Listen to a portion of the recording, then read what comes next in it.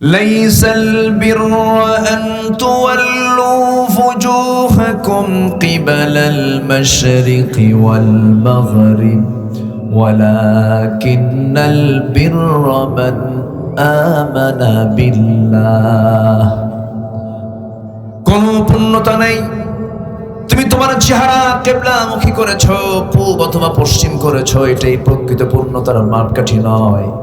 প্রকৃত পূর্ণতা হলো ওয়ালাকিন্নাল বিররা মান আমানা বিল্লাহ। প্রকৃত পূর্ণতা হলো যে ব্যক্তি ঈমান এনেছে কার উপরে? আল্লাহ। ঈমানদার কাউকে কি হেয় করতে পারে নাকি? ছোট মনে করতে পারে নাকি? লা ইয়াহিল্লু লিমুসলিমিন আন ইয়াহজুরা আখাহ ফাওকা সালাস। কোন মুসলমানের জন্য হালাল নয় তার ভাইকে 3 দিনের জন্য, তাকে 3 দিনের বেশি তাকে পরিত্যাগ করবে। এবং সে ব্যক্তি পরিপূর্ণ মুসলমান হতে পারে না যে অপর মুসলমানকে হেয় করে, ছোট করে, তাকে সম্মান হানি করে। মুসলমানের জন্য পরস্পর হারাম হলো তার রক্ত। রক্ত নিয়ে খেলা হারাম, সম্মান নিয়ে খেলা হারাম, সম্পদ নিয়ে খেলা হারাম। এগুলো দ্বিধার্স আমরা চালাচ্ছি আর ভাবতেছি কপাল তো কালো বানাইছে জান্নাত পেয়ে যাব। না না, জান্নাত শুধু কপাল কালো করলেই পাওয়া যাবে না। জান্নাত পেতে হলে পরিপূর্ণ সারেন্ডার করতে হবে কার কাছে? আল্লাহর কাছে। কপাল কালো করা বহু ফাসিক আছে সমাজে। আমার নবীর পিছনে ইক্তেদা করেছে মুনাফিকেরা, নামাজ পড়তে পড়তে কপাল কালো বানিয়ে ফেলেছে। নবীর পিছনে ইক্তেদা করেছে, অনেক কিছু করেছে, চোখের পানি ফেলে কেঁদেছে, কিন্তু লাভ হয়নি। লাভ হয়নি কেন? লাভ হয়নি কারণ তাদের ঈমানটা ভালো করে আনা হয় নাই। সাউন্ড কিন্তু কমে গেল বক্সে, একটু বক্স একটু কমায় দেন আমার ভাইয়েরা। এই জন্য আল্লাহ রাব্বুল আলামিন বলছেন শুধু সেজদা দিলেই হবে না, ও বান্দা তোমাকে প্রকৃত ঈমানদার হতে হবে। ঈমানটা আনতে গেলে ঈমানটা ভেজাল না নির্ভেজাল? বলেন ভেজাল না নির্ভেজাল? নির্ভেজাল ঈমান আনতে হবে।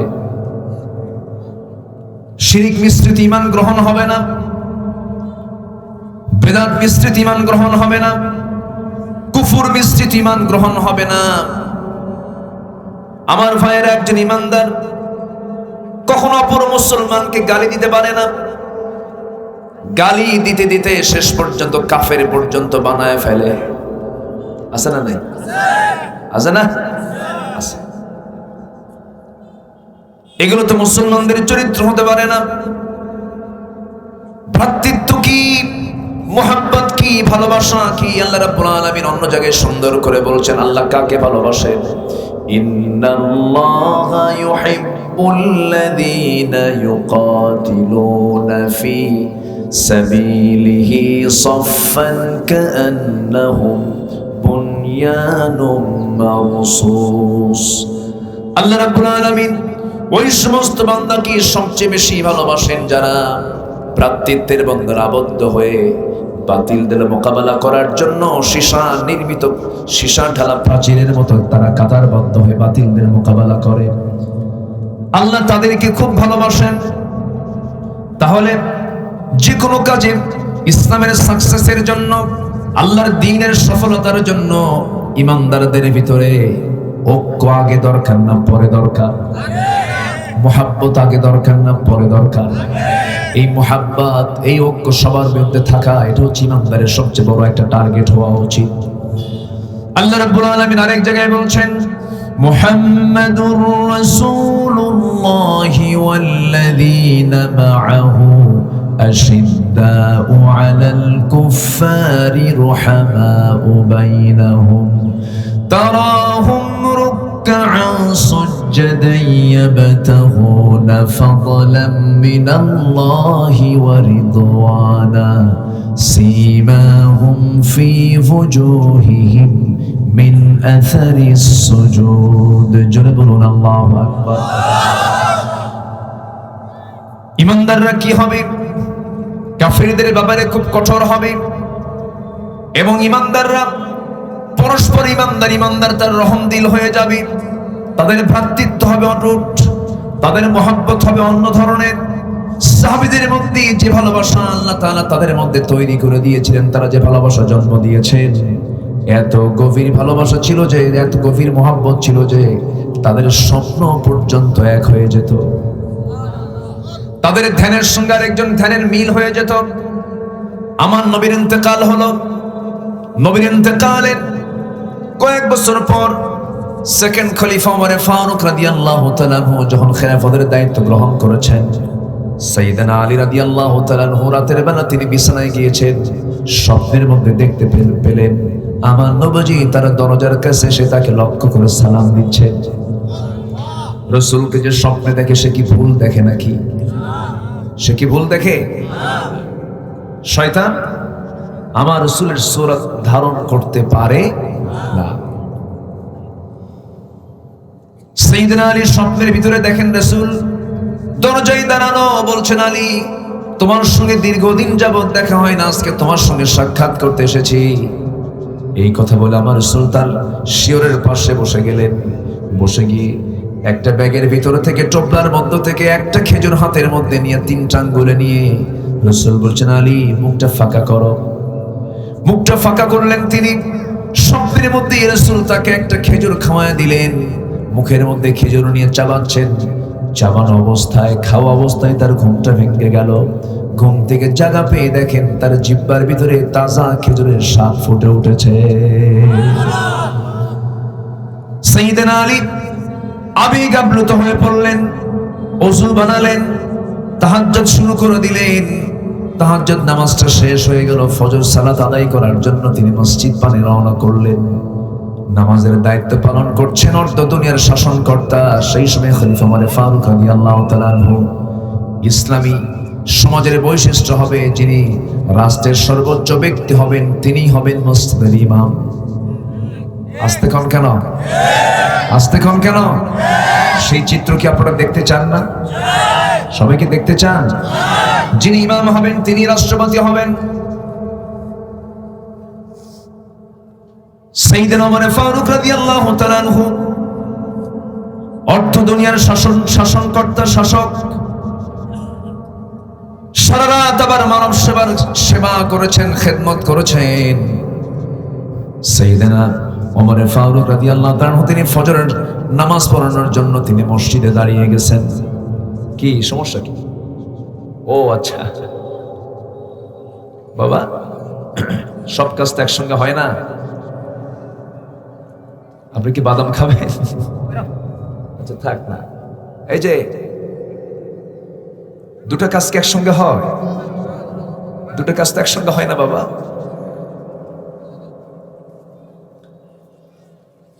রাগ করলেন নাকি আপনারা? আবার একটু হলে মনোযোগিতা নষ্ট হয়তো, তাই না? যদি কেউ মানে নামাজের মধ্যে খাওয়া শুরু করে তাহলে হলো? মাহফিল তো একটা ইবাদত। বলি আলহামদুলিল্লাহ, জোরে বলি আলহামদুলিল্লাহ। যে কাজ মনোযোগিতা নষ্ট করবে সেই কাজ করা যাবে না। আমার বন্ধুগণ,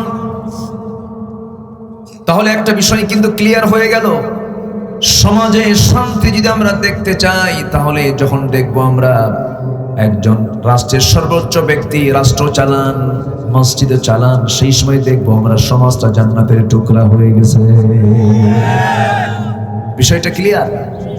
বুঝতেছেন তো আপনারা? আমার ভাইয়েরা, সাইয়েদনা ওমর ফারুকের মতো মানুষ দেখেন সারা রাত তিনি জনগণের খেদমত করেছেন, দিনের বেলাও তিনি জনগণের খেদমত করেছেন। নামাজ যখন আজান হয়ে গেল প্রথম কাতারে তিনি দাঁড়িয়ে গেছেন, ইমামতের মুসাল্লায় তিনি দাঁড়ায় গেছেন, নামাজ শুরু হয়ে গেছে, নামাজ পড়ালেন। নামাজ শেষান্তে যেরকম আল-আযকারু বা'দাস সালাত, ফরজ নামাজের পরে যে জিকির আজকারগুলো আছে শর্ট করে জিকিরগুলো করে তিনি দাঁড়ায় গেলেন, কাউকে দায়িত্ব দিলেন না। দেখতে পেলেন কে যেন এক টোপলা খেজুর হাদিয়া নিয়ে আসছে, কাউকে না দিয়ে সেই টোপলা সেই খেজুরের ব্যাগটা হাতের মধ্যে নিলেন, খেজুরের থলেটা হাতের মধ্যে নিয়ে নিজ হাতে অর্থ দুইয়ের শাসনকর্তা ওমর ফারুক নিজের হাতে তিনি বন্টন করছেন। 2টা 3টা করে খেজুর সব মুসল্লির হাতে হাতে দিয়ে যাচ্ছেন। আলী আসছেন মসজিদে নামাজ পড়তে, প্রথম কাতারে জায়গা পান নাই, দ্বিতীয় কাতারে জায়গা পান নাই, তৃতীয় কাতারে ঠিক মাঝখান বরাবর দাঁড়াইছে। অথচ আলী ছিলেন আমার নবীজির প্রিয় সাহাবী ওমর ফারুকের খেলাফতের বিশাল বড় পরামর্শদাতা, পরামর্শ সভার সদস্য তিনি ছিলেন, উপদেষ্টা মণ্ডলীর সদস্য তিনি ছিলেন। তিনি প্রথম কাতারে জায়গা পেলেন না, দ্বিতীয় কাতারেও জায়গা পেলেন না, তৃতীয় কাতারের মাঝখান বরাবর তিনি সে জায়গা পেলেন। এখান থেকে স্পষ্ট হলো মসজিদের নির্দিষ্ট মুসল্লা পাড়ায়া নিজের জায়গা দখল করা ঠিক। এরকম কিছু আছে না নাই? বলেন, আসতে বলবেন না, আছে না নাই? আমার ভাইয়েরা, নামাজ শেষ হয়ে গেছে। ওমর ফারুক রাদিয়াল্লাহু তাআলা আনহু সবার হাতে হাতে 2-3টা করে খেজুর দিয়ে যাচ্ছেন। তৃতীয় কাতার আলীর আগের জনকেও তিনি 2-3টা করে খেজুর দিলেন। আরো খেজুর ব্যাগের মধ্যে আছে, টোপলার মধ্যে আছে, থলের মধ্যে আছে। সেখান থেকে মাত্র একটা খেজুর হাতের মধ্যে নিয়ে 3টা আঙ্গুলে খেজুরটা বের করে বলছেন, আলী মুখটা ফাঁকা করো, আমি তোমাকে খাওয়ায় দিই। সাইয়েদনা আলী বলছেন, ভাই ওমর, আপনি আমাকে হাতে দিলেন না, আগের জনকে 2-3টা খেজুর দিলেন, আবার আপনি আমাকে মাত্র একটা খেজুর দিয়ে তাও মুখে তুলে দিচ্ছেন, এর কারণটা কি? ওমর ফারুকের চোখে পানি চলে আসছে। ওমর ফারুক বলছেন, গত রাতে যদি রাসূল তোমাকে একটার বেশি 2টা খেজুর খাওয়ায়া দিতেন, আমি তোমাকে তাই খাওয়ায়া দিতাম। স্বপ্ন পর্যন্ত তাদের এক হয়ে যেত। সাহাবী আরেক সাহাবীকে দেখলেই বুঝতেন তার কি সমস্যা। এটা হচ্ছে টেলিপ্যাথি। মুহাব্বতটা এত অটুট ছিল, মুহাব্বতটা এত গভীর ছিল, বলা লাগতো না গায়েবের খবর তো মানুষ জানবে না, কিন্তু মুহাব্বতটা এত গভীর ছিল সাহাবীদের মাঝে, সাহাবীকে দেখলেই বুঝতেন এর কি সমস্যা হতে পারে। আমরা আমাদের সমস্ত সম্পর্ক নষ্ট করে ফেলেছি। একটা হাদিসে এসেছি, তোমরা হিংসা করো না, ফাইনাল হাসাদা ইয়াকুলুল হাসানাত কামা তাকুলুন নারুল হাতাব ক্বালা ইয়াকুম ফিল হাসাদ। তোমরা হিংসা থেকে দূরে থাকো, কারণ হিংসা সমস্ত নেক আমলকে খেয়ে শেষ করে দেয়, যেমন করে আগুন কাঠকে পুড়ে শেষ করে দেয়। আজকে হিংসা সমাজে কমছে না বাড়ছে? আজকে হিংসা সমাজে কমছে না বাড়ছে? কিন্তু হিংসাটা এত মারাত্মক ব্যাপার, কিন্তু হিংসাটা বেশি মূর্খের মাঝে না আলেমদের মাঝে? মূর্খের মাঝে না জ্ঞানীদের মাঝে? জ্ঞানীদের মাঝে। শয়তান মার্কেটিং করে কয়েকটা জিনিস। কোন এক পয়গম্বরের সামনে একদিন শয়তান ধরা পড়ছে। সেই পয়গম্বর শয়তানকে বলতেছে, ও শয়তান, তুমি সকালবেলা কোথায় যাচ্ছ? বলতেছে, আমি 4টা জিনিস নিয়ে যাচ্ছি মার্কেটিং করার জন্য। কি কি? জুলুম নিয়ে যাচ্ছি, হিংসা নিয়ে যাচ্ছি। কি? জুলুম নিয়ে যাচ্ছে, হিংসা নিয়ে যাচ্ছে, কৃপণতা নিয়ে যাচ্ছি। এগুলো কোথায় নিয়ে যাও? কার কাছে নিয়ে যাও? বলতেছে, কৃপণতা নিয়ে যাচ্ছি ধনীদের কাছে, যেন তারা আরো বেশি কৃপণ হয়। আসলে মূলত আপনারা বলুন তো, গরিব মানুষ কৃপণ বেশি না ধনী মানুষ কৃপণ বেশি? তাহলে শয়তানের মার্কেটিং ঠিক না ব্যাঠিক? ঠিক জায়গায় গেছে। এরপরে তুমি জুলুম নিয়ে যাবা কোথায়? জুলুম নিয়ে যাচ্ছে শাসকদের কাছে। আজকে সমাজে জুলুম কমছে না বাড়ছে? জুলুম করে কারা? জনগণ না কারা? তাহলে শয়তানের মার্কেটিং ঠিক না ব্যাঠিক? ঠিক জায়গায় সে চলে গেছে। এবার বলা হলো, ও শয়তান, তুমি হিংসা নিয়ে যাচ্ছ কার কাছে? এবার শয়তান বলতেছে, হিংসা নিয়ে যাচ্ছি যারা জ্ঞানী মানুষ, যারা আলেম ওলামা, তাদের কাছে হিংসা নিয়ে যাচ্ছি। এখন মার্কেটিং শয়তানের ঠিক আছে কিনা বলেন? কিন্তু শয়তানের মার্কেটিং কি নেওয়া যাবে নাকি? শয়তানের মার্কেটিং যে করবে সে জান্নাত পাবে না জাহান্নাম পাবে? জাহান্নাম পেয়ে যাবে। আমার ভাইয়েরা, আমার বন্ধুগণ, ভ্রাতৃত্বের অটুট বন্ধন তৈরি করতে হবে। এতক্ষণ ধরে আমি যে কথাগুলো বলছিলাম, এই সমাজের ভেতরে সবচেয়ে বড় ক্রাইসিস হলো ভ্রাতৃত্ব। আপনার বাড়ির পিছনে একজন বাড়ি বানাইছে, রাস্তা তার নাই। আপনি যদি রাস্তাটা দিয়ে দেন, তার জন্য বিশাল বড় উপকার হয়ে যায়। রাসূল বলেছেন, আমার প্রতিবেশীর যদি, আমার উম্মতের যদি কষ্ট না হতো, প্রতিবেশীর উপর আমি সম্পত্তির ওয়ারিস বানায় দিতাম। কি কথা কি বোঝা যায়? কথা বোঝা যায়? প্রতিবেশীকে সম্পত্তির ওয়ারিস বানায় দিতাম। তাহলে রাসূলের কত গুরুত্ব প্রতিবেশীর উপরে। আপনার বাড়ির রাস্তার সামনে একজন আপনার প্রতিবেশীর বাড়ি, আপনার জায়গার পিছনে, বাড়ির পিছনে আপনি রাস্তা দেন না, আপনি রাস্তা আটকায় ফেলেন, আপনি কিসের ইমানদার? কথা কি বোঝা যায়? হিংসা সেনা নাই বলেন, আটকায় ফেলে, রোড আটকায় ফেলে। আপনি একজন বান্দার জন্য রাস্তা তৈরি করে দিবেন, আল্লাহ আপনার জন্য জান্নাতের রাস্তা তৈরি করে দিবেন। হিংসাগুলো আমরা বাদ দিয়ে দেব। আপনাকে যে ঠকায় সেই বিপদে থাকবে, আপনি ঠকবেন, আপনি বিপদে থাকবেন না। আপনার জায়গা অনেকজন দখল করবে, আপনি মাসলুম হয়ে থাকবেন। আপনার হয়তো একটু দুনিয়াতে কষ্ট হবে, এটা আপনার জন্য প্লাস হয়ে যাবে।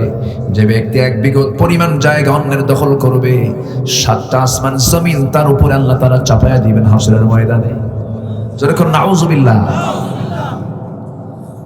আমরা যদি একটু ইসলামকে ফলো করতাম, সব সুন্দর হয়ে যেত। কোন চোর ডাকাতের কোন অবস্থান থাকতো না সমাজে। দরজা খুলে ঘুমাতাম, নাক ডেকে, কোনো সমস্যা হতো না। সামনে গরুর গোয়াল খোলা খোলা থাকতো, সম্পদ পড়ে থাকতো, সোনা দানা পড়ে থাকতো, কেউ তাকাতো না, কেউ ছুঁয়ে তাকাতো না। কিন্তু সমাজের সবচেয়ে বড় সমস্যা হলো আমরা পরস্পরের বন্ধু না শত্রু, বন্ধু না শত্রু, শত্রু হয়ে গেছে। বন্ধুত্ব পূর্ণ আচরণ আমরা করবো, জোরে বলি ইনশাআল্লাহ, আরো জোরে বলি ইনশাআল্লাহ। আমি যতটুকু কোরআন হাদিস পড়েছি, গোলাম আমি, আমার কোনো ইলম কালাম কিচ্ছু নাই। মানুষ যাকে আসি, কোনো ইলম আমার তেমন কিছু নাই, আমাকে পড়াতে পারবেন বহু আলিম ওলামা এখানে বসে আছেন।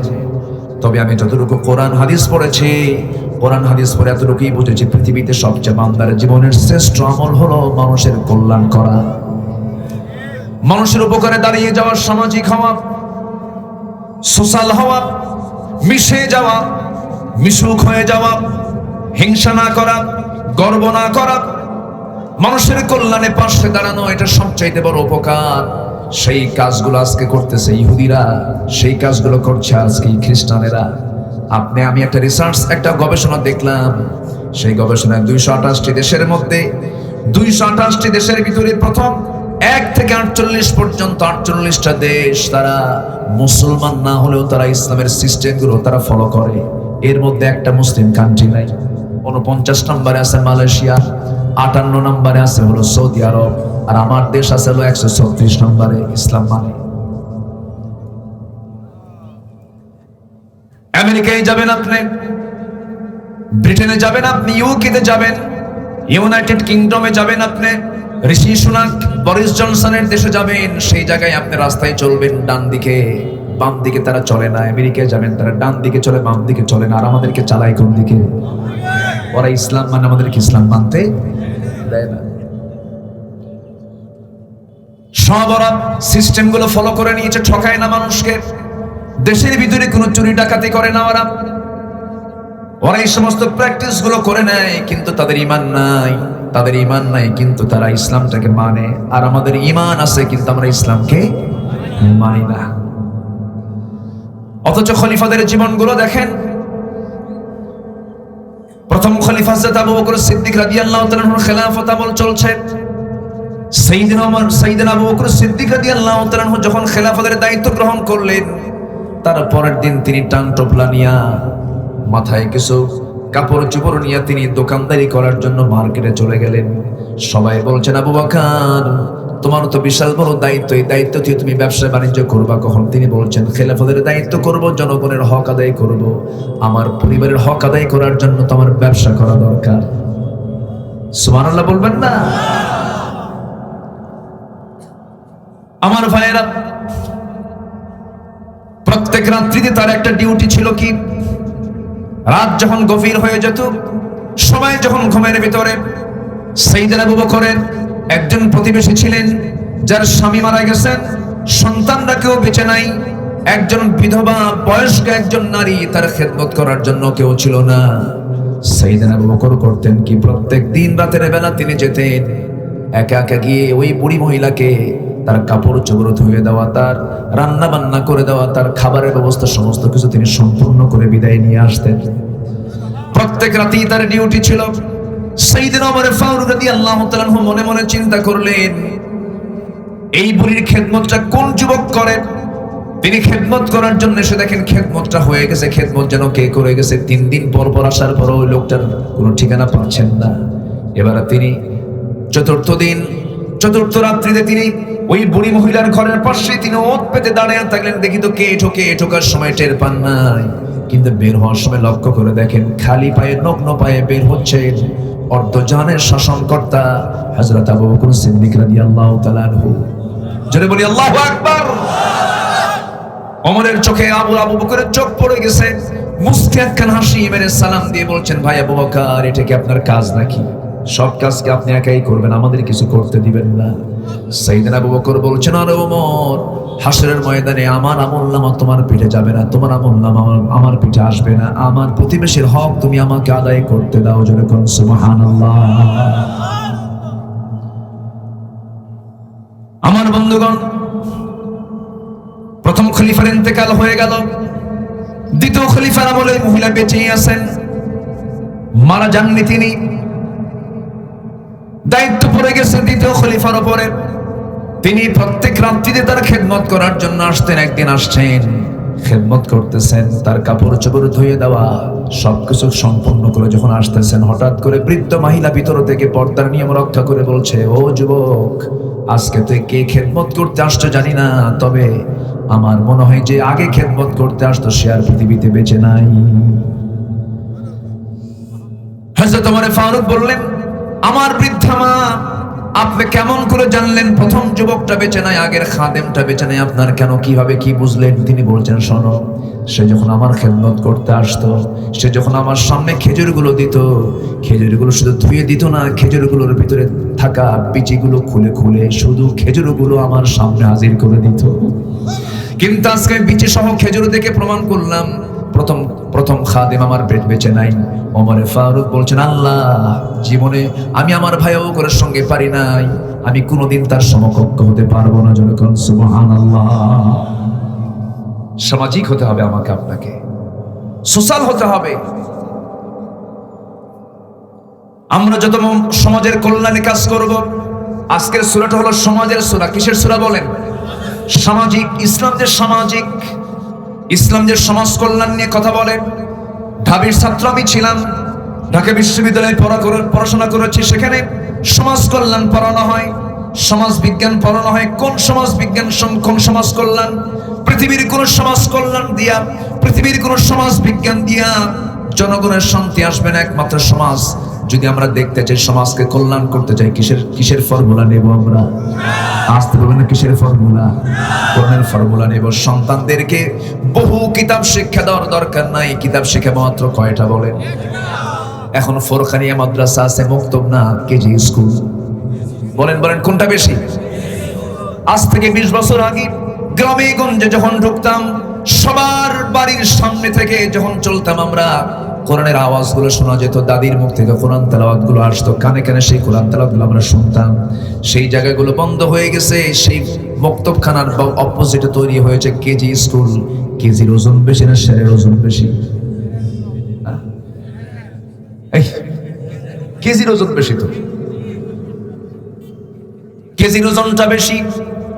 এই জন্য যে ছোট্ট ছেলেটা কেজি স্কুলে চলে যায়, তার যে পিছনে একটা ব্যাগ আছে, ব্যাগের ওজন বেশি না বাচ্চার ওজন বেশি? কেজি। যে এত বই পড়ার দরকার নাই, এতগুলো চাপ আপনি বাচ্চাকে দিবেন কেন? এত লোড আপনি বাচ্চাকে দিবেন কেন? সন্তানের জন্য জন্মের পর প্রত্যেকটা বাবার 2টা যত্ন দরকার। কয়টা যত্ন বলেন? 2টা যত্ন। নাম্বার 1 হলো early to bed, early to rise. সকালে ঘুমিয়ে দিবেন, ঘুমটা পর্যাপ্ত করে দিবেন, ব্রেন সেট আপ হয়ে যাবে। কিন্তু আজকে প্রযুক্তির দ্বারা, এই মোবাইল, এই ডিভাইসের কারণে মানুষের ঘুমকে আগে হয় না শেষে হয়? আগে হলো ডিভাইসের পরে ঘুম। এই জন্য রোগীর পরিমাণ কমছে না বাড়ছে? আপনি যদি সকালবেলা না ঘুমান, মানে সকালে এশার নামাজ পড়ে, আমার নবীজি এশার পরে কোনো কাজ করাকে অপছন্দ করতেন এবং সকালবেলা উঠতেন তিনি। বুরিকালি উম্মতি ফি বুকুরিহা, রাসূল বলেছেন আমার উম্মতের বরকতময় সময় হলো সকালবেলা। কিন্তু আপনি যদি জরিপ করে দেখেন, এই দেশের মানুষ সবচেয়ে বেশি ঘুমায় রাতের বেলা না সকালবেলা? সব ওলট পালট করে দিয়েছে আমাদের সমস্ত কিছু। সন্তানের জন্য দুইটা যত্ন। সকালবেলা আপনি সকালে সকালে এশার নামাজের সঙ্গে সঙ্গে আপনি তাকে ঘুমিয়ে দিবেন, ঘুম পাড়ায় দিবেন। যদি কোনো বান্দা 9টার আগে যদি ঘুমিয়ে পড়ে, 2টার মধ্যে যে ঘুম হলো এই ঘুমটা কাভার করার জন্য বাকি 24 ঘন্টা ঘুমালেও এই ঘুমের কাভার হবে না। আমি সায়েন্সের দিকে যাব না, বহু কথা ছিল। নাম্বার 2 হলো সকালবেলা ভোরবেলা সন্তানকে জাগিয়ে দিয়ে আগে সেজদা দেওয়াবেন। সেজদা কি দেওয়াবেন? সেজদা দেওয়াবেন। যদি কোনো বান্দা সেজদা নিয়মিত দিতে পারে, 5 ওয়াক্ত সময়ে যদি সেজদা দিতে পারে, ডাক্তারের দেবী শেঠি নামে একজন হিন্দু ডাক্তার আছে ভারতের, যারা চিকিৎসা নিয়ে একটু ব্যস্ততা থাকেন, ডাক্তারের দেবী শেঠি বড় একজন ডাক্তার, হার্ট স্পেশালিস্ট। এই ডাক্তারের দেবী শেঠি বলেছেন, গোটা দুনিয়ার বহু ধর্মের বহু রোগী আমি আমার চেম্বারে দেখেছি, চিকিৎসা দিয়েছি, তাদের মাথা, তাদের ব্রেন এবং তাদের হার্ট গুলো চেক আপ করে দেখেছি। আমার জানা মতে এই দুনিয়াতে সবচেয়ে সুস্থ ব্রেন এবং সুস্থ হার্ট হলো একমাত্র 5 ওয়াক্ত মুসলমান যারা নামাজ আদায় করে। জোরে বলে সুবহানাল্লাহ। ইসলাম মানলে সুস্থ শান্তি, ইসলাম মানে সুস্থ শান্তি। ইসলাম না মানলে অসুস্থ অশান্তি। ইসলাম মানে হলো ইসলাম মানলে সুস্থ শান্তি, ইসলাম না মানলে অসুস্থ অশান্তি। আমার ভাইয়েরা, সকালে বাচ্চাকে উঠায় আপনি নামাজে দিয়ে দিবেন, বাচ্চা সুস্থ হয়ে যাবে, আগে ঘুমায় দিবেন। এরপরে তাকে পৃথিবীর শ্রেষ্ঠ সুর, কোরআনের সুরটা তাকে শোনায় দিবেন। আপনার সন্তান কখনো অসামাজিক হবে না, অভদ্র হবে না, বেয়াদব হবে না, নেশাখোর হবে না। জোরে কোন আল্লাহু আকবার। তাহলে প্রত্যেকটা গ্রামে মক্তব থাকার দরকার আছে না নাই? সবগুলো বন্ধ করে দেন, কোরআনকে আগে চালু করেন। একটা গভীর ষড়যন্ত্র চলছে দেশকে নিয়ে, শিক্ষাকে নিয়ে। ইসলামকে নির্মূল করার জন্য মূল শিক্ষায় আঘাত হানতে চায় যারা, কোন ষড়যন্ত্র বাংলার জমিনে টিকবে না ইনশাআল্লাহ। এত ফোন বাজলে তো সমস্যা, রিংটোন অফ করে। সম্মানিত ভাইয়েরা, আমি কি আলোচনা চালাবো? আজান হয়ে গেছে, হোক। আমরা আজান হয়ে যাবে, সমস্যা নেই। আশেপাশে মসজিদগুলো যেগুলো আছে মাইক দিয়ে আজান দিয়েন না, যেহেতু এত হাজার মানুষের সমাগম এখানে, দ্বীনের আলোচনা শোনার দরকার আছে না নাই? না শুনলে, না বুঝলে আমল করবো কেমনে? ঠিক কিনা? ফাসআলু আহলায যিকরি ইন কুনতুম লা তা'লামুন। এটাও হুকুম আল্লাহ তাআলা, জানতে হবে। আমরা এখানে নামাজ পড়বো, কিন্তু আউয়ালে নয়, আখিরেও নয়, আওসাত উম্মাতান ওয়াসাতান, মাঝামাঝি সময় আমরা নামাজ পড়বো। জোরে বলি ইনশাআল্লাহ। নামাজ পড়বেন তো নাকি? না আজকে নামাজ বাদ, এরকম কিছু আছে নাকি? নামাজ পড়বো, জোরে বলি ইনশাআল্লাহ। এখানে একসাথে নামাজ হবে। আমি আজকে আলোচনার খুব বরকত পাচ্ছি, আমি খুবই আনন্দ পাচ্ছি। আমি আজকে বলি আলহামদুলিল্লাহ। সব মাহফিলে বড় বরকত পাওয়া যায় না, সব মাহফিলেই বরকত, সব মাহফিলে যথেষ্ট বরকত থাকে না। কিন্তু আজকের মাহফিলটা আমার কাছে খুব বরকতময় মনে হচ্ছে। আল্লাহ তাআলা আমার মুখ থেকে কিছু কথা বের করে দিচ্ছেন মনে হয়। সম্মানিত ভাইয়েরা, সম্মানিত বন্ধুগণ, তাহলে আমার পরিবারকে বাঁচানোর দায়িত্ব আমার আছে না নাই? আল্লাহ আগে সমাজ দেখতে বলছে না আগে নিজের পরিবার দেখতে বলছে? কথা বল, বুঝেন? নিজের পরিবার মানে কিন্তু সমাজ। পরিবার দিতে কি আগে, পরিবারের পরে কি সমাজ। কু আনফুসাকুম ওয়া আহলিকুম নারা, নিজে বাঁচো, পরিবারকে বাঁচাও। আমরা পরিবারের জন্য খরচ করে, যা কামাই করে, লক্ষ্য কি পরিবারের জন্য কি করা? খরচ করা। সেই খরচ হতে হবে অবৈধ খাতে না বৈধ খাতে? আসতে বলবেন না, অবৈধ না বৈধ? বইয়ের মুখে, স্ত্রীর মুখে খাবার তুলে দাও সাদকা, সন্তানকে খাবার তুলে দাও সাদকা, সব দান এগুলো, সুবহানাল্লাহ বলেন। কিন্তু দান করতে হবে, পরিবারের জন্য খরচ করতে হবে, সেটা কি অবৈধ খাতে না বৈধ খাতে? পরিবারের জন্য 5টা খরচ। কয়টা খরচ? একটু কান লাগাবেন। 5টা খরচ পরিবারের জন্য আমরা করব, 3টা বৈধ আর 2টা অবৈধ। তাহলে এখন থেকে বোঝা গেল 3টা বৈধ খরচ আমরা করতে পারবো, আর 2টা অবৈধ খরচ আমরা করতে পারবো না। নাম্বার 1 হলো জরুরিয়াত, যেরকম অন্ন, বস্ত্র, বাসস্থান, শিক্ষা, চিকিৎসা, এগুলো কি অতিরিক্ত না জরুরি? অতিরিক্ত না জরুরি? জরুরি। বউকে খরপোশ দেওয়া স্ত্রীর জন্য, স্বামীর জন্য ফরজ। বউকে খাবার মুখে দেওয়া, তুলে দেওয়া কি স্বামীর জন্য কি? স্বামীকে বউ তার স্বামীকে খাবার তুলে দেওয়া কি ফরজ নাকি? আস্তে আস্তে কয় না, আপনারা খাবেন? বলেন বলেন। তাহলে এখানে দায়িত্ব পড়ে যাচ্ছে কার উপরে? স্ত্রীর উপর না স্বামীর উপরে? দায়িত্বশীল কে? বলেন দায়িত্বশীল কে? আর রিজালু কাওয়ামুনা আলান নিসা। এই দায়িত্ব পুরুষকে কে দিয়েছেন? আল্লাহ দিয়েছেন। কোন স্ত্রী যদি তার সমস্ত সম্পত্তি কুক্ষিগত করে রেখে স্বামীকে যদি 1 টাকা নাও দেয়, কোনো গুনাহ হবে না। স্ত্রী যদি তার বাবার বাড়ির কাছ থেকে যদি সমস্ত সম্পদগুলো পেয়ে স্বামীকে যদি না দেয়, কোনো সমস্যা নাই। কিন্তু স্বামী যদি স্ত্রীর জন্য খরচ না করে, কিয়ামতের দিন ধরা খাবে কিনা বলেন? ধরা খাবে। এটা ফরজ কাজ।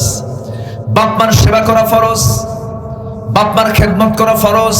কিন্তু যে বাপ মার 4টা ছেলে মেয়ে আছে, 4টা ছেলে আছে, এই 4টা ছেলের ভিতরে একটা ছেলে তার ফরজ দায়িত্ব পালন করতেছে, তখন ওই বাকি 3টার উপরে কি শেষ সময় ফরজ থাকে নাকি? ফরজ কিন্তু থাকে না। কারণ দায়িত্ব একজন পালন করতেছে, একজন অ্যাবসেন্সে দায়িত্ব পালন হয়ে যাচ্ছে। কিন্তু বউটার জন্য 24 ঘন্টা স্বামীর জন্য খেদমত করা কি? খরচ দেওয়া কি? জোরে কোন খরচ দেওয়া কি ফরজ? তাহলে 24 ঘন্টাই ফরজ না অন্য কেউ চালাবে বউকে? আসতে কোন অন্য কেউ চালালে হবে? বাপ মাকে অন্য কেউ চালাতে পারবে? ভাই আছে, বিকল্প আছে না নাই? আছে। কিন্তু বউকে চালানোর জন্য কি বিকল্প কেউ আছে নাকি? বউকে বর্গা দেওয়া যাবে? বউকে বর্গা দেওয়া লোক আমার দেশে আছে না নাই? বউকে বর্গা দেওয়ার মতো লোক কুলাঙ্গার আছে না নাই?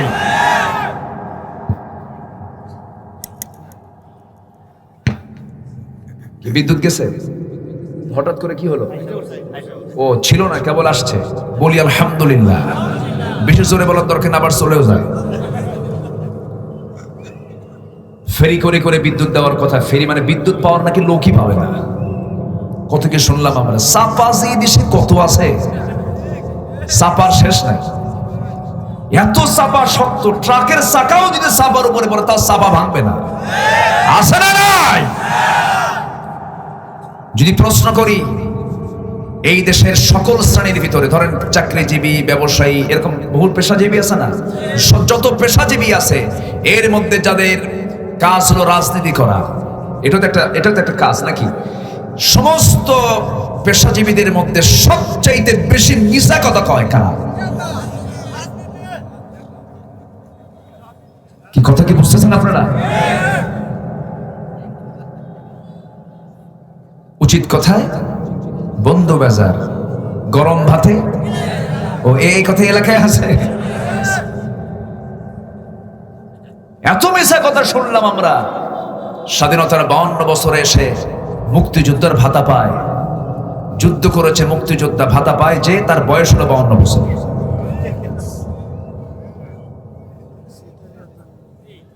রাগ করতেছেন আপনারা? কথা তো বহু আছে, কয়টা বলি বলেন? কথা বহু আছে। সম্মানিত ভাইয়েরা, সব দেখেছি আমরা। এখন ইসলামকে নিয়ে দেখবো ইনশাআল্লাহ। যেখানে ইসলাম আছে সেখানে আমরা আছি, যেখানে ইসলাম নাই তার আশেপাশে আমরা থাকতে চাই না।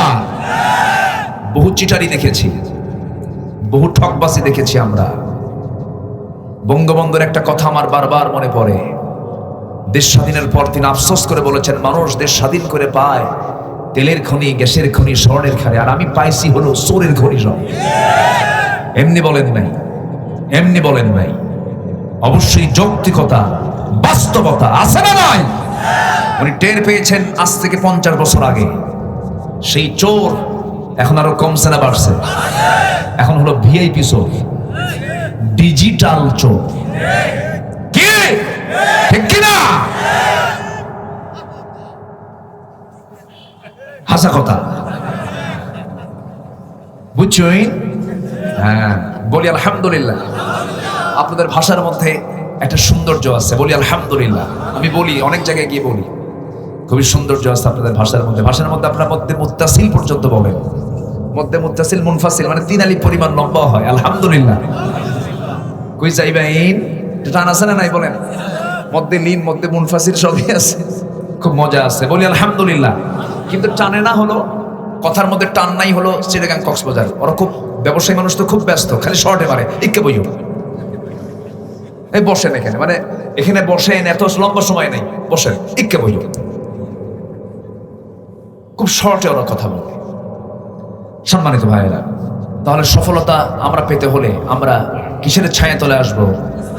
বলেন কিসের ছায়া তলে? বলেন ইসলাম মানলে সুখ, শান্তি, সুস্থতা, আর ইসলাম না মানলে অসুখ, অশান্তি, অসুস্থতা।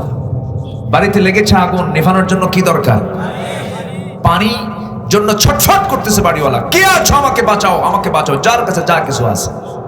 কিন্তু বাড়িওয়ালার মূল লক্ষ্য হলো যার কাছে যা কিছু আছে মানে কি? যা কিছু সামান টামান আছে পানি নিয়ে আসো।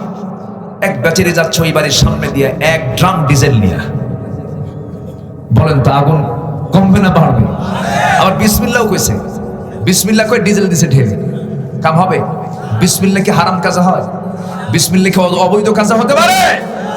আমার দেশে এমন লোক আছে নিজের মেয়েকে নাচায়, পুরুষদের সামনে নাচায়, নাচায় আবার পরে বলো ভাইয়েরা আমার মেয়ের জন্য দোয়া করবে, মাশাআল্লাহ সে যেন আরো ভালো নাচতে পারে। 32 দাঁত ভাঙ্গা দরকার বেদমদের। কোন জায়গায় দোয়া চাওয়া লাগে, কোন জায়গায় দোয়া চাওয়া লাগে না, এই লেমটাও নাই। খেলার একটা ফলাফল 2 গোল আর 3 গোল, ফেসবুকে পোস্ট দিয়ে বলে 2 গোল আলহামদুলিল্লাহ। কতটুকু কথা হলো বলেন তো? আল্লাহ নামকে তোমরা এত সস্তা বানায় ফেললে, খেলার মধ্যে আলহামদুলিল্লাহ। হারাম কাছে কোনো আল্লাহর শুকর আদায় হতে, আল্লাহর শুকর আদায় হতে পারে না। একটু কান লাগাবেন, মনোযোগ দিয়ে শোনার চেষ্টা করবেন। এই দুনিয়া ছেড়ে আমি আপনি চলে যাব, কেউ বাঁচার জন্য আসি নাই, সব দুনিয়া থেকে বিদায় নিয়ে নেব। পরিবারের জন্য আমরা 3টা খরচ করব, জরুরিয়াত, অন্ন, বস্ত্র, শিক্ষা, বাসস্থান, চিকিৎসার জন্য আমাকে আপনাকে খরচ করতে হবে, এটা কম্পালসারি। নাম্বার 2 হলো হাজিয়াত, হাজাত, প্রয়োজনীয়তা। ধরুন আপনার সন্তানের পড়াশোনার জন্য এই মুহূর্তে কিছু টাকার প্রয়োজন, সেই টাকা আপনাকে খরচ করতে হবে।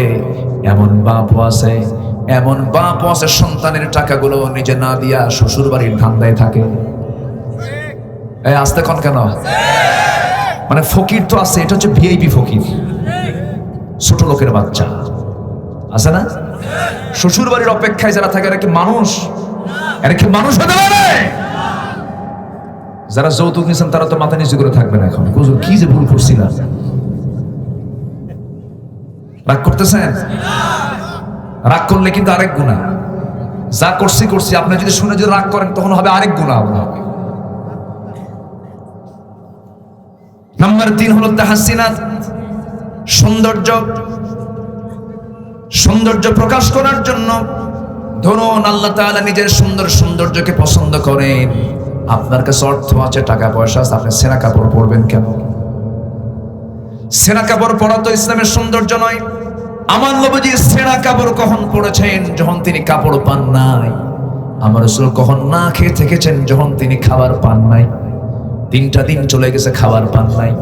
যুদ্ধ বিধ্বস্ত আমার রাসূলের মদিনা ছিল। 10 বছরের যুদ্ধ হয়েছে 86টা। 10 বছরে কয়টা? তাহলে কম কিছু থাকে? কেমনে কি থাকবে বলে? যে দেশে যুদ্ধ বেশি সে দেশে অর্থনৈতিক অবস্থা ভালো থাকে নাকি? রাশিয়াকে যুদ্ধে লাগাই দিল আমেরিকা, আমেরিকার টার্গেট হলো রাশিয়া, তুই ক্ষতিগ্রস্ত হ। যে দেশে যুদ্ধ লাগবে সেই দেশে অর্থনীতি ঠিক থাকবে না। আমার নবীজির 10 বছর, ওই মদিনার 10 বছরে যুদ্ধ লেগেছে 86টা। তাও সেই সমস্ত যুদ্ধগুলোর মধ্যে রোমানদের বিরুদ্ধে যুদ্ধ হয়েছে, মুতার যুদ্ধ হয়েছে, তাবুক অভিযান হয়েছে। 86টা যুদ্ধ রাসূল পরিচালনা করতে গিয়া না খেয়ে দিন রাতগুলো পার করেছেন। খন্দকের যখন পরীক্ষা খননের সময় হলো, হারে আমার নবীজি খাবারগুলো না পায়া 3টা দিন আমার নবীজি খাবার খান নাই। কোমরে তিনি পাথর বেঁধেছেন, পেটে পাথর বেঁধেছেন। তিনি পরীক্ষা খনন করার সময় তিনি কোদাল মারতেছেন মাটিতে, আলো জ্বলতেছিল। নবীজি ধুলায় মলিন হয়ে গেছেন, গোটা মাথা থেকে পা পর্যন্ত ধুলা দিয়ে ভরে গেছে আমার রাসূলের দেহ। 3টা দিন না খাওয়া, পাথর পেটে বেঁধেছেন। আমার নবীজির এমন দৃশ্য দেখে কাফেররা বলতেছে, দেখ মুহাম্মাদের সাইজ গুলো দেখ। আর আমার নবীজি সেই সময় তিনি ভবিষ্যৎবাণী করলেন, ও আমার সাহাবীরা তোমরা জেনে রেখে দিও, রোম পারস্য আমাদের হাতের মধ্যে চলে আসবে। যেরকম সুবহানাল্লাহ। রাসূল না খাওয়া এমন সময় একজন সাহাবী ছোট্ট ছেলে বাড়ি থেকে হাতের মধ্যে করে চাদরের একটা কোনায় করে 4-5টা খেজুর নিয়ে আসতেছিলেন। আমার নবীজি দেখতে পেলেন, সাহাবী এই খেজুরগুলো কার জন্য নিয়ে যাও? বাবার জন্য নিয়ে যাই, এই দিকে নিয়ে আসো। নিয়ে আসা হলো, খেজুরগুলো নিয়ে রাসূল করলেন কি, নিজের চাদরটা বিছায়া দিয়া চাদরের মধ্যে খেজুরগুলো রাখলেন, বিসমিল্লাহ বলে বরকতের ফোঁ দিয়ে দিলেন। গোটা চাদর উপচে পড়ে পড়ে খেজুর পড়তে লাগলো। খন্দকের পরীক্ষা খননে যে সমস্ত সাহাবী অংশগ্রহণ করেছেন সবাইকে নিয়ে একসঙ্গে রাসূল খেজুরগুলো খেয়ে পেটটা পূরণ করলেন। আমার ভাইয়েরা, কাপড় পান নাই সাহাবীরা। আমরা জুব্বা নিয়ে মারামারি করি, ফাটা পাঞ্জাবি না জুব্বা, গোল জুব্বা, লম্বা টুপি না গোল টুপি। অথচ উহুদের প্রান্তরে একজন সাহাবী কাপড় পান নাই, মুসআব রাদিয়াল্লাহু তাআলা আনহু, কাপড়ের অভাবে তিনি চাদর মুড়ি দিয়ে কোনো মতো সতরটা ঢেকে, নাভি থেকে হাঁটু পর্যন্ত সতর ঢেকে যুদ্ধে অংশগ্রহণ করেছেন। যুদ্ধ করতে গিয়ে তিনি শাহাদত বরণ করেছেন, শহীদ হয়ে গেছেন। নবীজিকে বলা হলো, হুজুর মুসআব তো মারা গেছে। অথচ সেই মুসআব কি বিলাসী জীবন যাপন করতেন। যে আতর একদিন পরতেন সে আতর দ্বিতীয় দিন লাগাতেন না, যে কাপড় একদিন পরেছেন সে আতর দ্বিতীয় দিন লাগাতেন না। রাস্তায় যখন যেতেন সবাই বলতো এটা মুসআব ছাড়া কেউ যায় না, কারণ এত সুগন্ধি পৃথিবীর কেউ লাগায় না। সেই মুসআব যখন মারা যাবেন তার গায়ে শুধু একটা চাদর। কয়টা চাদর বলেন? একটা চাদর। এক চাদর ইন্তেকাল করলেন, শহীদ হয়ে গেলেন। জানাজা যখন হবে, শহীদদের জানাজা হওয়ার সিস্টেম হলো, যে কাপড়ে তারা শহীদ হয়ে যান, মারা যান, সেই কাপড়ে তাদেরকে দাফন করে দেওয়া হয়। কিন্তু তার গায়ে যে কাপড়টা ছিল সেই চাদরটা দিয়া মাথা ঢাকলে পা ঢাকে না। বুখারীর বর্ণনা, মাথা ঢাকলে পা ঢাকে না, পা ঢাকলে মাথা ঢাকে না। এমন একটা অবস্থা হলো, রাসূলকে বলা হলো, ইয়া রাসূলুল্লাহি, যে কাপড়টা নিয়ে আমাদের মুসআব দুনিয়া থেকে বিদায় নিয়েছে, মাথা ডাকলে পা ডাকে না, পা ডাকলে মাথা ডাকে না, কি করা যায়? রাসূল বললেন, চাদরটা দিয়া ওই কাপড়টা দিয়ে মাথা ঢেকে ফেলো, আর বাকি অংশটুকু তোমরা ইসখির নামক লম্বা লম্বা ঘাস, এই যে ভুট্টার যে গাছ আছে, এরকম লম্বা লম্বা ইসখির নামক ঘাস দিয়ে তোমরা তার পার দিকটা ঢেকে দাও। এরপরে তোমরা কাফন দাফন করে দাও। যেরকম সুবহানাল্লাহ। সাহাবীরা কাপড় পায় না, আর আমরা কাপড় পায়া কোন জুব্বা বানাবো, জুব্বা নিয়ে কোন কাটিং হবে এটা নিয়ে মারামারি করে শহীদ। আমার কথা কি বুঝে আসতেছে? লাইসাল বিররান তুওয়াল্লু ফুজুহাকুম কিবালাল মাশরিক ওয়াল মাগরিব ওয়ালাকিন্নাল বিররা মান আমানা বিল্লাহ ওয়াল ইয়াউমিল আখির ওয়াল মালাইকাতি ওয়াল কিতাবি ওয়ান নাবিয়্যিন। ঈমান শুধু আল্লাহর প্রতি আনলেই হবে না, আখিরাতে বিশ্বাস থাকার দরকার আছে না নাই? আমাদেরকে জিন্দা করবেন কে? আমরা এখন জিন্দা আছি, মরবো না। ও কুনতুম আমওয়াতান ফাহইয়াকুম সুম্মা ইউমীতুকুম সুম্মা ইউহয়িকুম। আমাকে আবার মেরে ফেলবেন কে? আমাকে মেরে ফেলবেন কে? আমাকে আল্লাহ মারবেন না, না কেউ মারবে? আমাকে মারবেন কে? আল্লাহ তাআলা আমাকে মেরে ফেলবেন, আবার আমাকে জিন্দা করবেন। সময় আছে কিন্তু এখনো পর্যাপ্ত। আমি কি শেষ করে দেব নাকি? থাকেন, আমরা ওযুর জন্য হালকা সময় দেব, আমরা সমস্যা নেই। যাদের ওযু আছে শুধু মুখে আজান হবে এখন, এখানে মুখে আজানের পর যাদের ওযু থাকবে একদম সোজা আমরা কাতারে দাঁড়িয়ে যাব। আজকে আমি আলোচনা আরেকটু আগে উঠতাম, কিন্তু আসতে দেরি হয়েছে। আসতে দেরি হয়েছে কেন? সবারই আসতে দেরি হয়েছে। জুমার দিন নামাজ পড়ে খাওয়া দাওয়া করে আসতে একটু বিলম্ব হয়েছে, এই জন্য আমাদের একটু ব্রেক হচ্ছে। এই যে মুরব্বী বসেন, আমি তো উঠতে বলিনি। ওযু ব্যবস্থা হবে, বসেন। প্রয়োজন আজকে ওযু ছাড়াই নামাজ হবে নাকি এরকম কিছু নাকি? ওযু হবে, ব্যবস্থা হবে ইনশাআল্লাহ। বাবাজি বসেন, আর একটু সময়। আখিরাতের বিশ্বাসের দরকার আছে না নাই বলেন? আচ্ছা, আমি মরে গেলে আমাকে আবার তাজা করবেন কে? আল্লাহ কি পারেন এটা? আল্লাহ কি পারবেন? আচ্ছা, আমরা যে জমিতে আলু লাগাই, দেখলাম এখানে বহু আলুর জমি আছে, দেখলাম। আচ্ছা, আলুর জমিতে যে আলু লাগায়, আলু যখন চাষি লাগায় কয়টা আলু লাগায়? বড় হলে, এত বড় হলে একটা লাগায়। এই তো চাষা ভালো চাষি, আলহামদুলিল্লাহ বলেন। হ্যাঁ, একটা লাগায়। এই যে বড় বড় লাল হল্যান্ডের যে আলুগুলো আছে, এগুলোকে কেটে কেটে 7-8 টুকরা করে টুকরা গুলো সব জমিতে লাগায় দেয়।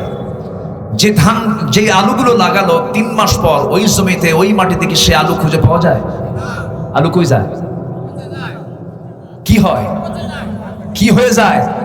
মাটি হয়। কি হয় বলেন? মাটি হয়ে যায়, মাটির সঙ্গে মিশে যায়। কিন্তু মিশে গিয়ে কি আরো আলু হয় না? হয় কিনা বলেন? তাহলে চোখের সামনে এই প্র্যাকটিক্যাল আছে না নাই? আচ্ছা, আপনি আলু লাগালেন, সে আলুটা মাটির সঙ্গে মিশে গেল, সে আলু থেকে আরো 4টা 5টা 7টা 8টা 10টা করে আলু জন্ম নিয়ে নিল। সে আল্লাহ বলছেন, বান্দারে আমি তোকে কবরের মধ্যে দিয়ে দেব, তোকে মাটির মধ্যে আমি মিশাই আবার তোকে আমি জিন্দা করবো। জোরে বলুন সুবহানাল্লাহ। তুই আমার কাছ থেকে পালাবি কোথায়? আখিরাতকে বিশ্বাস করতে হবে, ফেরেশতার প্রতি বিশ্বাস, কিতাবের প্রতি বিশ্বাস, নবীর প্রতি বিশ্বাস, এই সব বিশ্বাস মেনে হলো মূল ঈমান। ঈমান টানবো আমরা 16 আনা। আর ঈমানের দাবি যারা করবেন তাদের জন্য আযান শোনার সঙ্গে সঙ্গেই তাকে নামাজ পড়তে হবে। কয় ওয়াক্ত? 5 ওয়াক্ত নামাজ পড়বেন। কারা কারা একটু হাত তুলে দেখান তো দেখি। জোরে বলি ইয়া আল্লাহ, আরো জোরে বলি ইয়া আল্লাহ। আমাদেরকে 5 ওয়াক্ত সালাত আদায় করার তৌফিক তুমি আল্লাহ দিয়া দাও। জোরে বলি আমিন, আরো জোরে আমিন, আরো জোরে আমিন। হাত নামান। কষ্ট পেলেন? আল্লাহকে বিশ্বাস করেন এমন কিছু কুলাঙ্গার আছে না নাই? যারা এই সমস্ত ইসলাম বিরোধী কর্মকাণ্ডকে প্রতিষ্ঠা করতে চান, মাথায় রাখবেন এদেশের শেকড়ে ইসলাম আছে, ইসলাম টিকে যাবে। আপনারা বঙ্গোপসাগরে হাবুডুবু খাবেন। বাতিলদের মোকাবেলা করতে রাজি আছেন কারা কারা? হাত উঁচু করে দেখেন মুসলমান।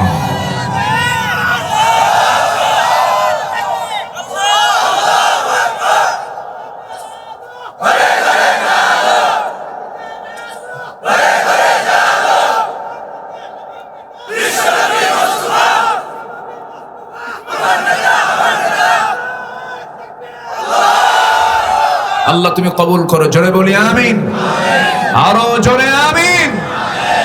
মেয়েদের মুখ ঢাকার দরকার আছে না নাই? মুখ ঢাকা যদিও সতরের অন্তর্ভুক্ত, ইসলাম বলে নাই, কারণ মুখ তো জরুরি জিনিস। মুখে চোখ আছে, মুখে কি আছে? চোখ আছে। চোখ দিয়ে কি করতে হয়? দেখতে হয়। নাক দিয়ে কি নিতে হয়? শ্বাস নিতে হয়। শ্বাস জরুরি জিনিস। মুখ দিয়ে খাবার খেতে হয়। এই জন্য মুখটাকে সতরের অন্তর্ভুক্ত না করে সতরের আওতা মুক্ত করা হয়েছে যদিও, কিন্তু face is the index of mind. চেহারা হলো কি সকল কিছুর কি ভূমিকা। যখন কোনো পুরুষ কোনো মহিলাকে বিয়ের উদ্দেশ্যে দেখতে যায় তখন কি দেখে?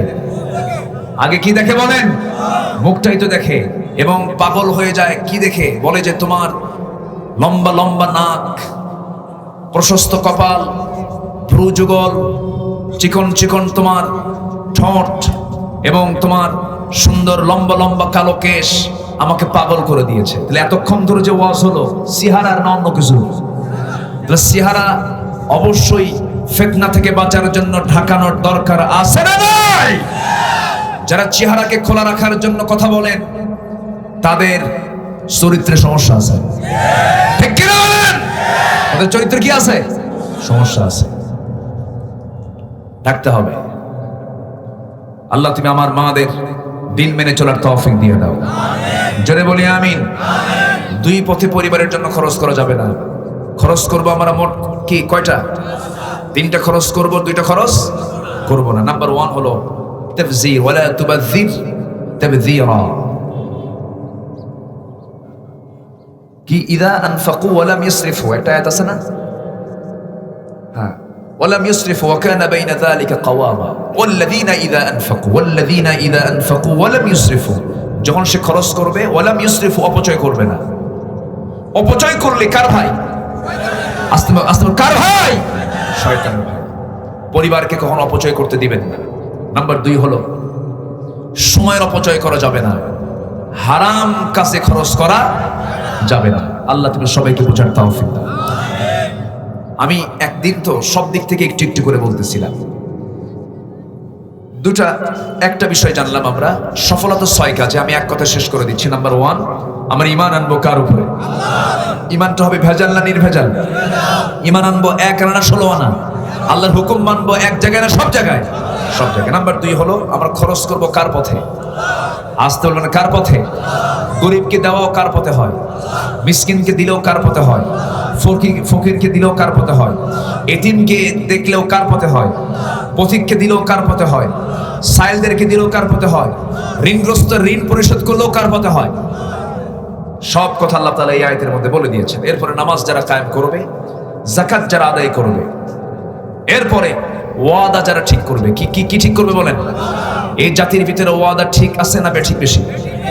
ঠিক বেশি না বেঠিক বেশি? এই দেশের লেনদেন কি ঠিক আছে? কোন দোকানদারকে বলে যে আমার দোকানদারি খুব ভালো চলছে, বাকি টাকা ফেরত পাই, এরকম আছে? যে সমাজে দোকানদার বাকি টাকা ফেরত পায় না, সে সমাজ কি ঠিক আছে না রোগা? কি সুস্থ না অসুস্থ? লজ্জা লাগে। দোকানদার তার দোকানের উপরে লেখা থাকে বাকি চাহিয়া লজ্জা। এই কথা কেন মুসলমানের দোকানগুলোতে থাকবে? মুসলমান কেন লাগাবে এটা? লাগাতে বাধ্য হয়েছে কারণ ওয়াদা ঠিক নাই। মুসলমান তার বলবে যে না, আপনার কোনো সমস্যা হলে আপনাকে বলবেন, আমি দিয়ে দেব। কিন্তু মুসলমান ঋণ দিলে বিপদে পড়ে না ঋণ নিলে বিপদে পড়ে? বলেন কি দিলে? নিলে না দিলে? দিলে বিপদে পড়ে। আপনি টাকা দিচ্ছেন খরচ, আপনি বিপদে পড়ে গেছেন। আত্মীয়তা শেষ, বন্ধুত্ব শেষ, সব শেষ। শেষে আপনি দিলেন, ভাই আপনি কি সত্যি আমাকে টাকা দিবেন না? চোখ এরকম বড় করে বলে, যে ঋণগ্রস্ত সে চোখ এরকম বড় করে বলে, তুই বোঝো না টাকা লোকের সামনে চাও, আমার মান সম্মান নাই।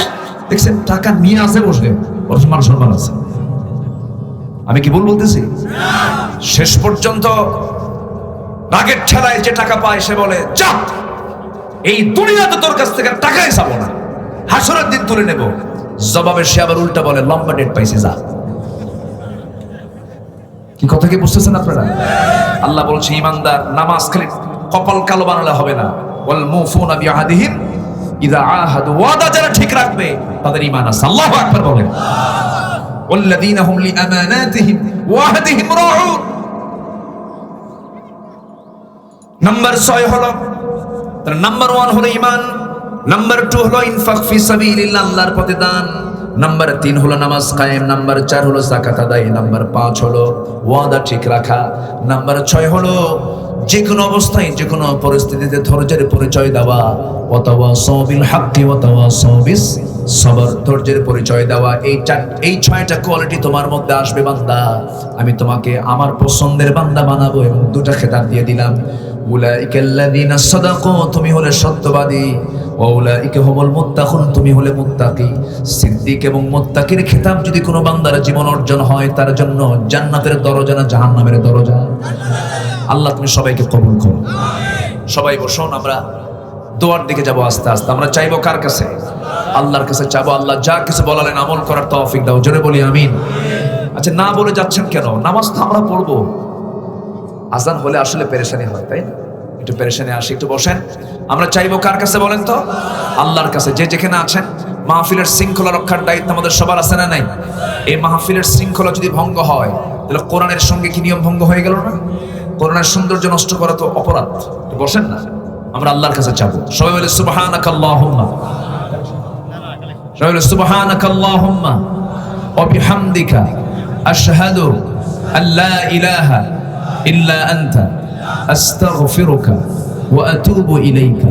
চিৎকার মেরে বলি, আল্লাহ আমার জীবনে সগীরা কবীরা, ছোট বড় সব গুনাহ তুমি আল্লাহ মাফ করে দাও, মাফ করে দাও। জোরে বলুন, ইয়া রাব্বাল আলামিন। সবাই নামাজের মতো করে বসি। আমরা চাইবো কার কাছে? আমি কিশোরগঞ্জে, আমার মনে হয় জেলা ভিত্তিক সবচেয়ে বেশি মাহফিল আমি কিশোরগঞ্জে করি।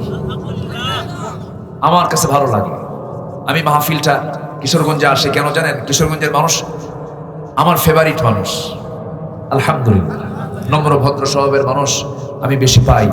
সব জায়গায় যেতে হবে, কিন্তু এই এলাকায় আমি আসি আপনাদের দাওয়াতে সাড়া দিয়ে।